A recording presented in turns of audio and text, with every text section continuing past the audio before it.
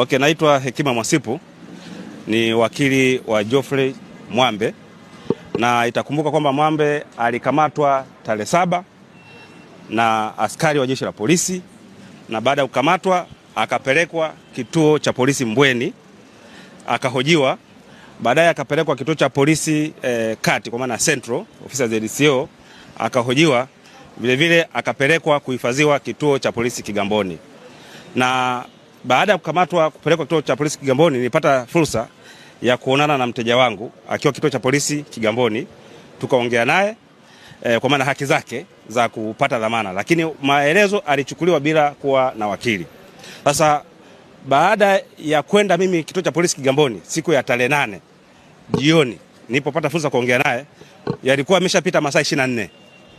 Ikabidi sasa tulete kesi mahakamani hapa mahakama Hakimu Kisutu, kuwalazimisha jeshi la polisi ambao wanamshikilia kinyume na sheria aweze kudhaminiwa kwa mujibu wa sheria. Tulifungua maombi hayo ambayo yalipangwa mbele ya Mheshimiwa Gwantwa Mwankuga hapa mahakama Hakimu Kazi Kisutu, na maombi hayo leo yalikuwa yanakuja kwa ajili ya kusikilizwa. Lakini kwa bahati nzuri siku ya jana tarehe 14 mida ya saa 3 asubuhi mteja wangu alipata dhamana ya jeshi la polisi. Kwa hiyo alidhaminiwa na jeshi la polisi jana kituo ofisi ya ZCO, na tuma kubwa ambazo anatumiwa nazo ni mbili. Tuma ya kwanza ni njama za kutaka kumuua mkuu wa polisi. Sasa haijulikani mkuu wa polisi ni nani. Kwa hiyo aliojiwa kwa tuma hizo. Tuma za pili ni tuma za uchochezi za kimtandao.